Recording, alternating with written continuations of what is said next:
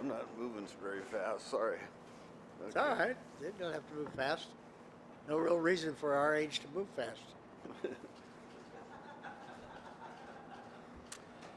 Is there? He's gonna say something. Go ahead. No, they were laughing over here.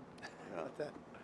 But, Good, Alex, Shed, he laughs at everything I say. That's good. good morning, everyone. My name is Mike Trosel. I'm the director of the World Golf Hall of Fame, and it is my honor to introduce two World Golf Hall of Fame members and two players who won their U.S. Opens at Oakmont Country Club in 1962 and 1973. Jack Nicklaus, an 18-time professional major champion, and won the very first of those right here at Oakmont in 1962. And Johnny Miller, the 1973 U.S. Open champion, closed that victory with an 8 under 63, a scoring record in all majors that lasted for more than 40 years. Now, Jack, you came here as a 22-year-old. You had just turned professional just before that in the previous fall. What was the key to your victory that week on a course that was, really one of the toughest courses in the entire world? The key was to beat Arnold Palmer. That was the key. The key to that point is, I didn't know much about Oakmont. I didn't know anything about Oakmont. I came in, 10 days before the tournament and played a couple of times, and then went over and played the first Thunderbird that we had. I finished second over there, and I'd won.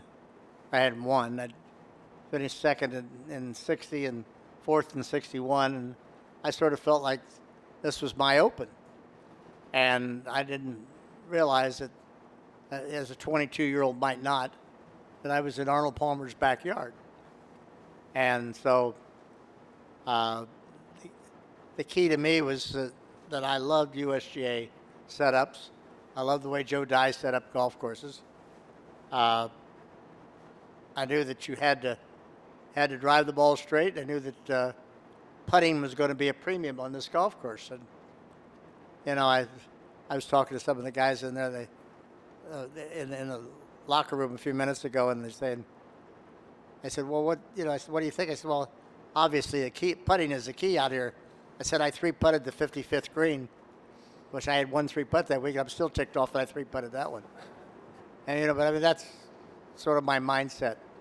Is you basically you had to figure these greens out and not let them get to you, and be patient. I mean, 1 under par won the tournament, and 1 under par doesn't win a lot of tournaments today, but it did then. And Johnny, in 1973, you started the final round 6 strokes back. You were tied for 13th place. You had guys like Mr. Nicklaus, Arnold Palmer, Lee Trevino, Gary Player, all in front of you. At what point in that final round did you start to think, man, I might have a chance to win this championship? Well, I was pretty upset about the 76 I shot the day before. I had forgot my yardage. I had walked some of the holes, and my caddy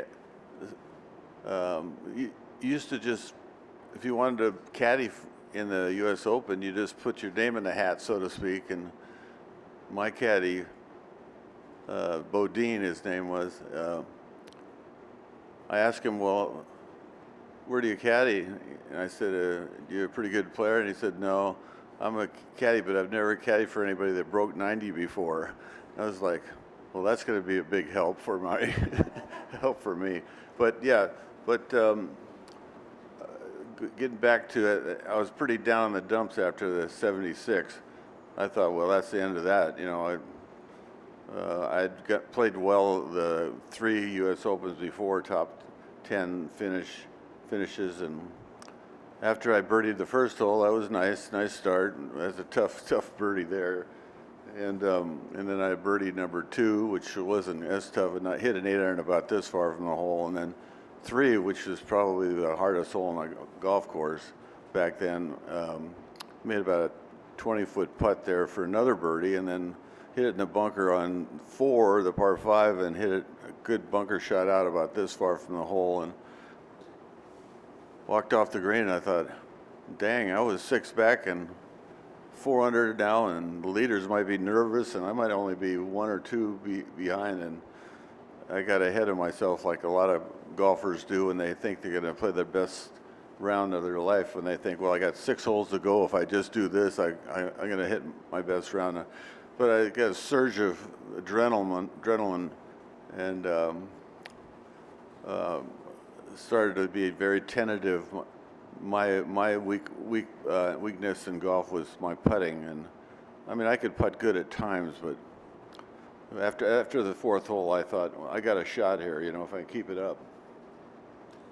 Well, that's terrific. And for both of you who have won here in the U.S. Open, what qualities and aspects of your game do you think need to be especially sharp as we get into Saturday and Sunday here in the 2025 U.S. Open? What should we be looking for this week? Patience. Basically, that's what you have to. Obviously, you have to play good golf, but just be patient with it. And I think that I was a leaderboard watcher, and I always wanted to see who was on the leaderboard, and I adjusted my play a lot to who was on the leaderboard, and that's basically what I think guys do if they want to win golf tournaments. They need to know where they are and need to know what their competition's doing, and they need to be patient with themselves and play good, solid golf. Well, I have to say, as my wife, who's here somewhere, just get it in the fairway. I mean, really, Jack was really the first guy that would hit a 3-wood or a 1-iron off the tees, which other guys never did. I mean, almost nobody did. And Most guys went ahead and drove it and did it in the rough, right? yeah, and so I mean, when you get the ball in the fairway, you can work the ball if you need to, and you just eliminate so many mistake upon mistakes. So, if you hit here in this rough, and then you try to get too much out of the lie, you get even more trouble. So still all about hitting that ball in the fairway. You see the guys that don't, like Bryson DeChambeau. I mean, he was living in the rough there this last couple days, and of course he gets to watch it on TV today. But yeah, you got to hit it in the fairway. And then got to be able to handle the U.S. Open pressure. There's a lot of guys, like Jack was sort of alluding to, that the thought of winning a U.S. Open is a little out of their comfort zone. So there's only a certain kind of player that can win a U.S. Open, especially on Sunday. Very good. We're going to open it up to some questions. If you have one, please raise your hand. We'll have a mic come over. Doug. For both of you, I don't know if the USGA did it then as they do now, but sometimes they'll ask a champion to donate the one club that was critical to them winning that week. What would it have been for you? Could you hear all that? Here? Yeah, Did you what hear that, club Jack? is critical to winning here? Here, Doug? Yeah, when you won in 62 and John Well, I 73. three-putted one time in 90 holes. And I always had my laughs with Arnold. You've heard me say it before, but I told Arnold, I said, I shot 39 at Cherry Hills to lose to him there, and told Arnold, I said, Arnold, if I hadn't shot 39 in the last 9 holes at Cherry Hills, nobody had ever heard of you. And he said, yeah. He said, now if I hadn't 3-putted 8 times at Oakmont, nobody had ever heard of you either. So it works both ways, and that's probably right. I mean, if Arnold hadn't 3-putted 8 times, he'd have won the tournament. If it was 8 times, whatever the number was. But the key to Oakmont to me was not 3-putting. For me, I sort of was up and down the first couple of days. I wasn't really hitting the ball that great, and especially on the 3rd round when I shot the 76. I did not play well at all tee to green, and then I don't know, on that last round it was like my guardian angel up there said, okay, we're going to put together a perfect round of golf.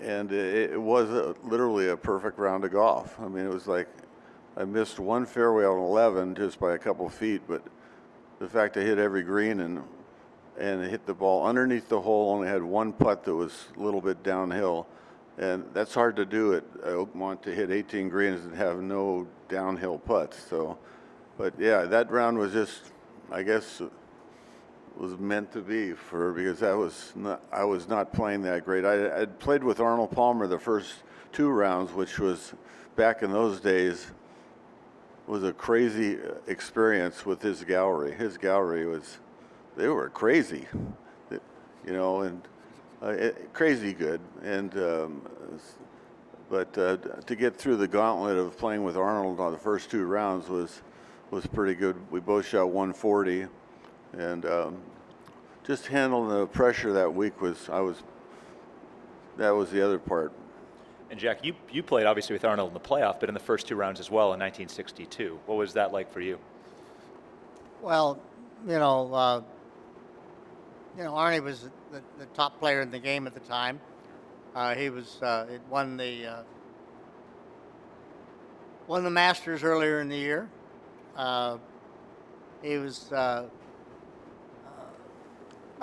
he was a guy you had to beat if you wanted to win, and particularly here.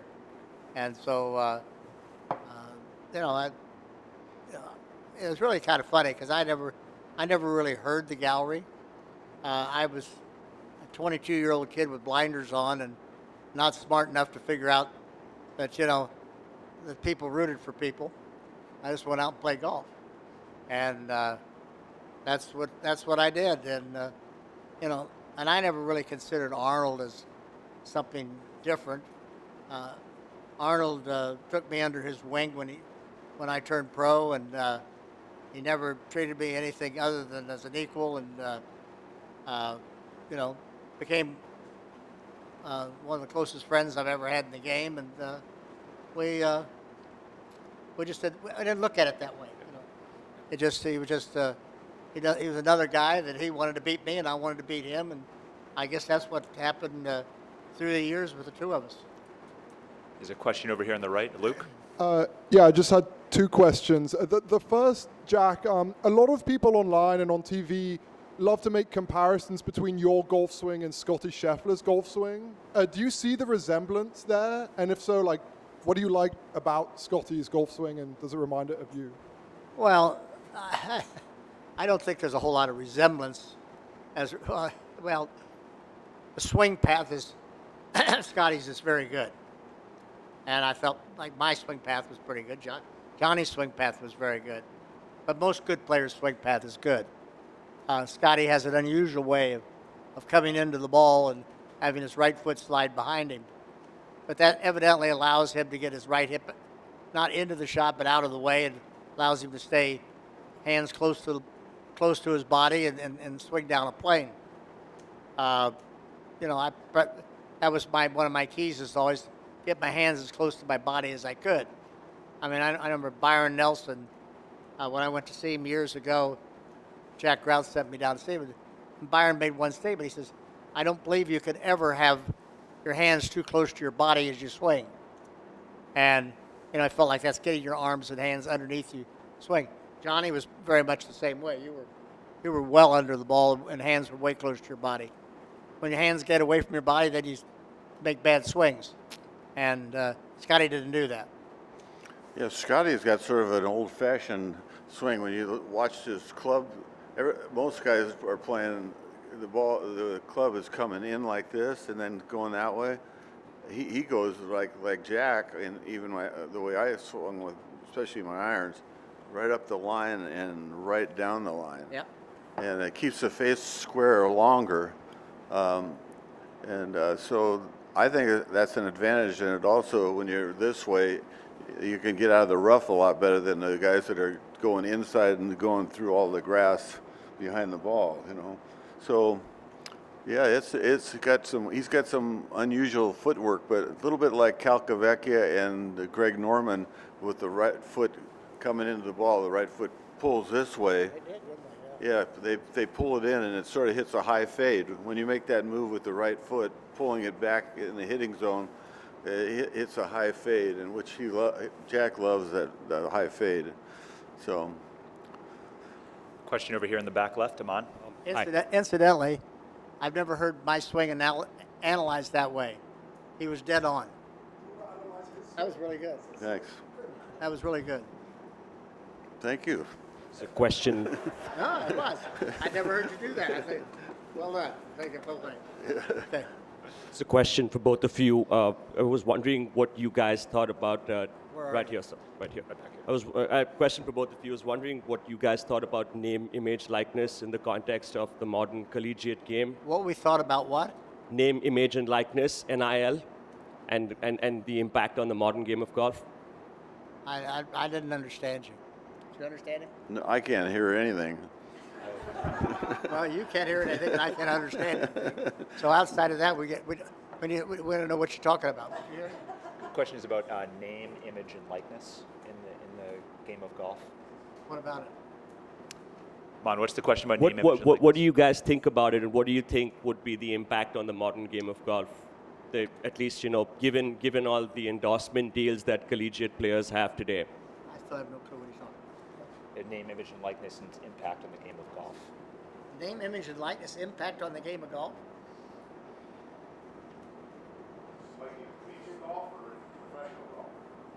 Well, both, I guess, on I don't- professional golf. Well, I Did don't you- did you hear understand what. College golf now, like amateur golf, they can receive money from name, image. Is that what you're talking about? Before you couldn't do that. That's my son Todd. Oh, the NIL? Yes. That's my son Todd. There. Yeah, it is. Yeah. All right. Yeah, and like college golf, now the college players are receiving money through their name, image, and likeness, and you guys back in the day couldn't do that, So Thank you so When we much. played That's what I college meant. golf, we couldn't. Yeah, like college golfers, and then I guess it affects. That's what I meant, yes. Too, feeds into that more, but, kind of just, what are your guys' thoughts if they play junior and amateur golf of receiving money just on their name, image, likeness? Do I like it? Yeah. No. Well, they always say money corrupts, so I hope it doesn't corrupt the values of the game. I think what you're asking is basically the college players, college and amateur players. Is that what you're asking? And my feeling is, I do not like what's going on in college athletics today. I don't think a lot of people like what's going on particularly. I think the athletes like it, but I think that. And I think that, you look at most of your scholarship athletes are athletes who could not take a job. They're sponsored by the school, paid for their education, which I think is great. But athletes have never been able to receive any money where they could go home for a weekend or take a girl out on a date, or they couldn't have a job while they're working. That's part of their deal. I don't like that part of it. I think athletes should get a stipend of some kind. Well, I don't know how much. I think that probably depends on what the situation is. But I don't like the idea that you got the best team money can buy. I don't like that. I don't think that's what you're asking, isn't it? Yeah, I don't like that part of it. I think we're all caught up into it. All the colleges are caught up into it. I don't think they can figure out a way to get out of it. I hope they do. NCAA has not evidently been able to control it. It's I think it's a shame. You see guys today that could go play a fifth year of college football, can make more money than if they decide to go into the draft. And I don't think that's really the right way to see things happen. I don't fault them. I fault the system. We're going to go down here in the front right. That answer your question? Donnie, you have any more on that? I just think that it would be better probably if every guy that made let's say the top athletes got a certain stipend for being there at the school, but not all different, like one guy getting $1 million or whatever. I think it should just be a nice amount of money, but nothing like what they're getting now. But it's tough once you let the cat out of the bag. It's sort of I don't know. It's Very difficult. yeah, it's very difficult. down here. Gentlemen, you've each mentioned Arnold's name a couple of times. Given that we're here in Pittsburgh, may I ask you both to recount Arnold Palmer's impact on the game? Arnold's impact on the game? Well, Arnold had obviously an enormous impact on the game. Arnold, in many ways, we feel like popularized the game of golf. I mean, he came along when basically television came along, and maybe television was great for Arnold, but Arnold was great for television and great for the game. And you know, he had a flair about him that nobody else had, and people loved him, and and rightfully so. He earned what he got. He did a great job. I agree with exactly what he said. You know, Arnie had a sort of like a Seve Ballesteros, sort of an aura about him. Not that they did anything like Chichi Rodriguez, who I love, but I mean, it wasn't like he was entertaining. It's just there's something about the way they walk and handle themselves, and you know, Arnie was a man's man. You know, big time man's man. He could have been with John Wayne as two leading guys in a movie. You know. But yeah, it's nice to have a guy like that can help push the game along, like Tiger Woods did. Go to John down here in the front center. Johnny, Jack referred earlier to having 1 3-putt and that it ticked him off. Do you recall? John over here. Yeah. Do you recall how many 3-putts you had? I know on the last round I 3-putted the 8th hole. I hit a 4-wood right on line with the pin and underneath the hole 25 feet, and I left it short and missed a putt about that long. Did a 360, but I didn't have that many 3-putts. I don't try to remember how many 3-putts I had, so I'll let that for some. Couldn't have many. Huh? Couldn't have many. No, I didn't have any other on Sunday anyway.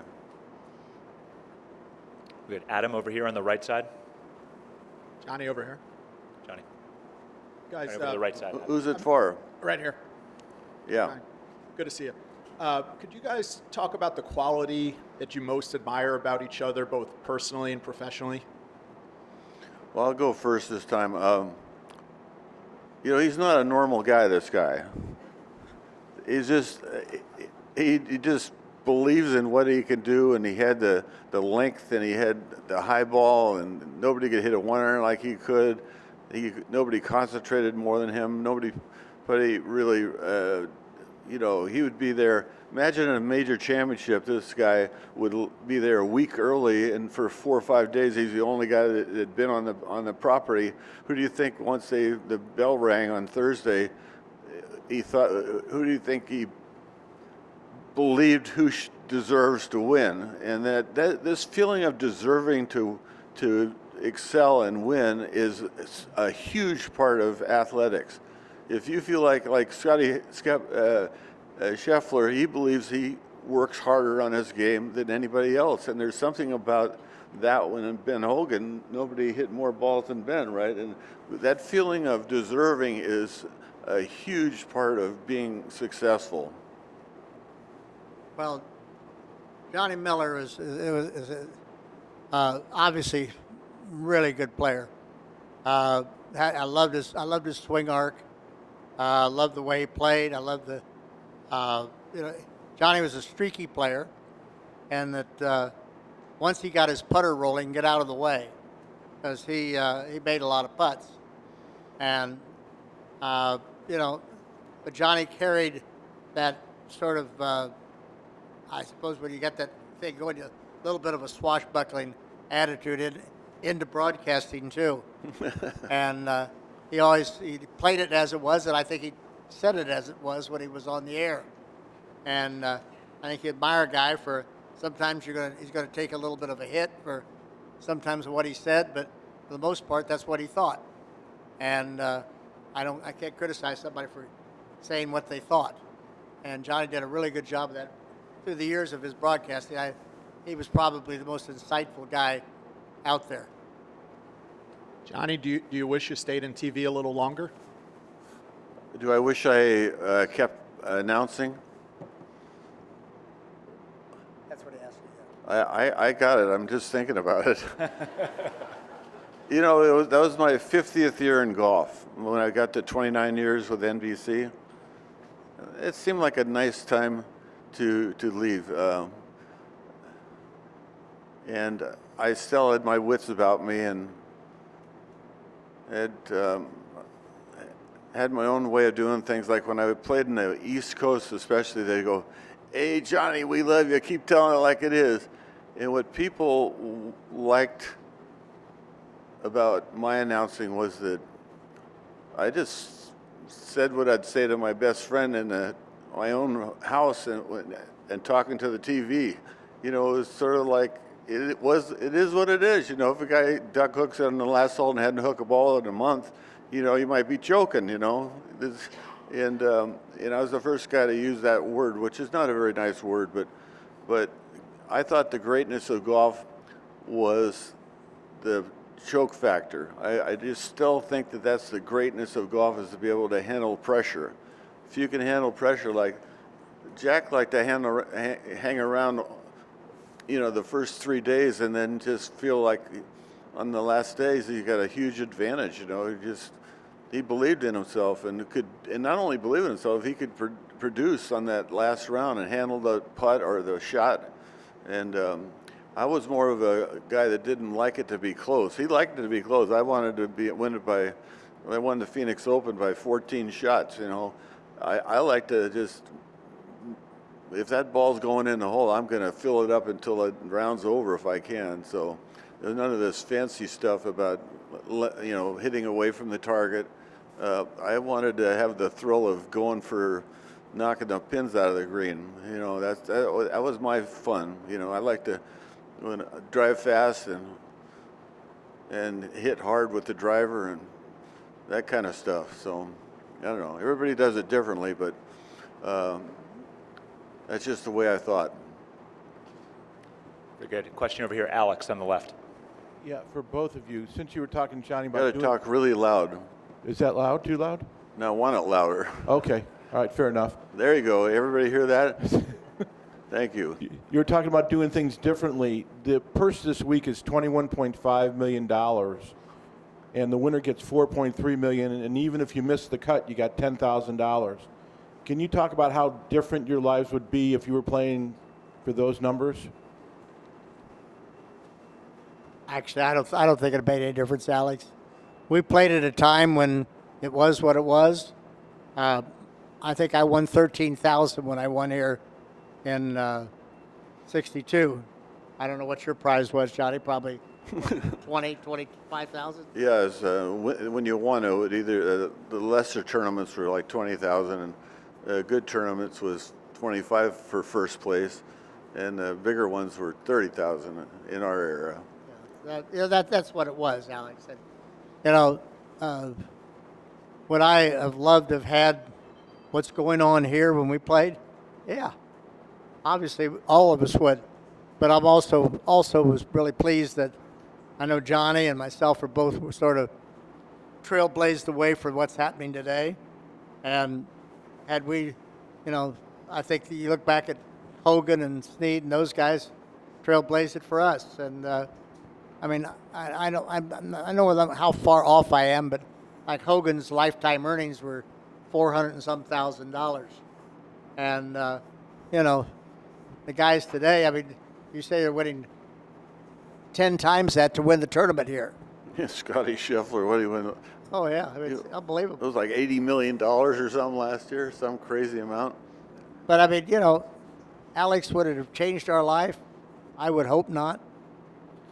I would hope that we probably would try to live our life very similar. I've enjoyed what I've done. I love playing the game of golf. I've loved my design work. I love being involved with being able to take and utilize what I have to be able to, in charity, and help others. They're all things that I don't think would have made any difference whether we were playing for what we played or for what they played for today. If we'd had the ability to do that, I think tried to do the same thing. The big difference is the guys make so much money that What do you think? Does it think it helps your hungry and playing hard? You know, it used to be where you had to you had to make some money to be able to take care of your wife and maybe child or whatever, and made golf more of a competitive thing, and guys would play more tournaments because they're trying to make it while they can. So, We had to go win tournaments to make a name, to make a living. yeah. Today they make a living playing golf. All right, Jack, Johnny, thank you so much for being here. We really appreciate it. Have a great rest of the week. Thanks, everyone. Okay? Thank the USGA too. Thank you. Thank you so much.